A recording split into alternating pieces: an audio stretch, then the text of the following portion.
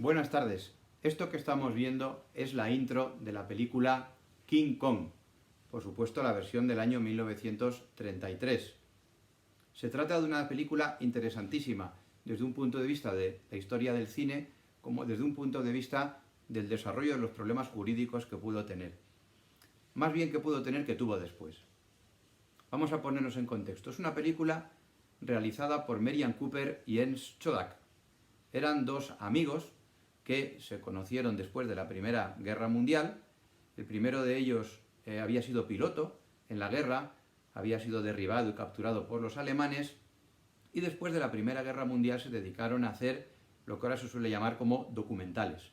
Estuvieron viajando por bastantes partes del mundo, por África, y en los años 30 se les ocurrió la idea de crear una película, pero no un documental, sino de crear una película cinematográfica de ciencia ficción.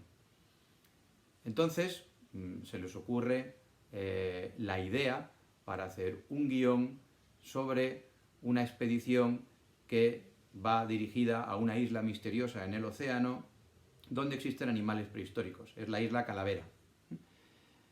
Como primera curiosidad tenemos que ver que aunque la idea no era de estas dos personas, la idea es de Edward Ballance, famoso novelista de principios y mediados de siglo. Este novelista se le ocurre la idea, luego esa idea, antes de transformarse en guión, se produce una novelización de la misma. Es decir, que se publica la novela en el año 1932, antes de que se efectúe el mismo guión de la película. Para realizar la película se utilizó a una persona desconocida entonces, que había estado dando tumbos por Hollywood, desarrollando distintas profesiones. Se llamaba Willis O'Brien y es el inventor de lo que se llama el stop motion, es decir, ese sistema por el cual se van pegando imágenes y creando a través de miniaturas lo que luego el público percibe como un animal gigante. La película se estrena en el año 1933 y además la música se le encarga a nada más y a nada menos que Max Steiner, que hizo la banda sonora de Lo que el viento se llevó y que además tiene en su haber 3 Oscar.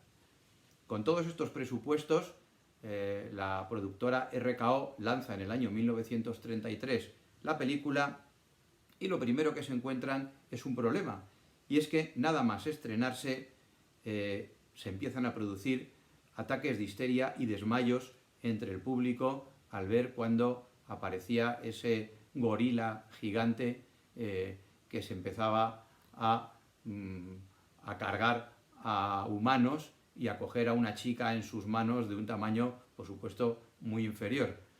¿Qué es lo que sucede? Pues que es ahí donde se produce un primer corte de la película.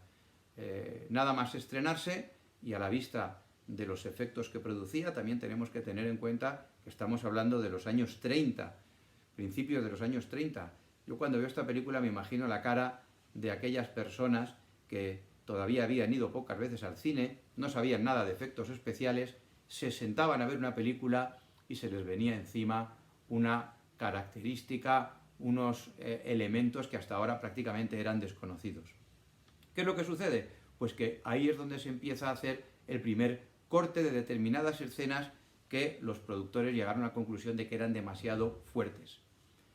Pero luego sucede otro elemento que también arrastra la película hasta casi tiempos muy recientes.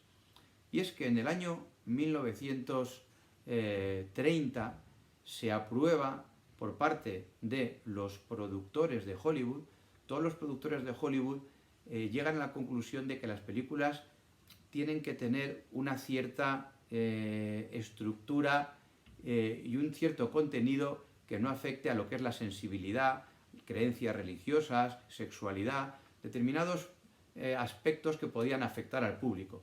Y es entonces cuando se crea el llamado Código Hays. El Código Hays, lo tengo apuntado, es del año 1930, pero no entra en vigor hasta el año 1934. Y King Kong se estrena en 1933, con lo cual hay determinadas escenas del año 1933 de la película que mantienen la versión original y la grabación original que se efectúa. Pero luego la película se reestrena en el 1938 y ahí se empiezan a cortar determinadas escenas, principalmente aquellas en las cuales la chica aparecía, por así decirlo, ligera de ropa, y entonces se le aplica ya el código Hays. El código Hays es una autorregulación de los propios productores y está en vigor nada más y nada menos que hasta el año 1967. En el año 1967 se introduce en Estados Unidos la clasificación por edades, que es lo que permite que se rueden películas con distintos niveles de, por así decirlo, intensidad, y entonces la gente, según la clasificación por edades, se podía ir o no podía ir a ver determinados films. El código Hays es algo bastante desconocido dentro del mundo del cine, pero tenía ciertas cosas muy curiosas. Por ejemplo, no deberían de ser mostradas en una película, primero, actitudes que puedan conducir al espectador a tomar partido por el crimen o el mal. Es decir, no había que poner al criminal como al bueno. Las técnicas de robo, asalto, rotura de cajas fuertes no han de ser mostradas con detalle. Supongo que será para que no fueran reproducidas por otros maleantes. El uso de agujas no debe de ser mostrado, ni tampoco extracciones de sangre u operaciones en las que salieran determinados órganos. Es decir, el hecho de clavar una aguja no se podría hacer. ¿Qué más se podía hacer? Por ejemplo, todo lo que era consumo de drogas. Estaba prohibido mostrar el consumo de drogas. Tampoco se podían mostrar imágenes que demostraran crueldad, con mujeres o con niños. Por último, también hay una lista muy importante que se puede ver. Hay que señalar que la película King Kong se produce en determinados remakes a lo largo de la historia, ya por supuesto sin las cortapisas que daba el código Hays. El código Hays, como hemos dicho, termina en el año 1967, y sobre la película King Kong hay que tener una idea muy clara. Es que es una película, es un clásico con todas las de la ley. Solamente viendo la manera en que se rueda, viendo el contenido, viendo esa maravillosa banda sonora del austríaco Max Steiner, podemos hacernos una idea de lo importante que era esta película, que fue esta película. Hay que señalar que hay un documental que os recomiendo, se puede encontrar en YouTube, se llama RKO Production 601, The Making of Kong. Dura más de 2 horas, pero ahí se explican absolutamente todos los detalles que podemos ver sobre esta película. Muchas gracias, hasta la próxima.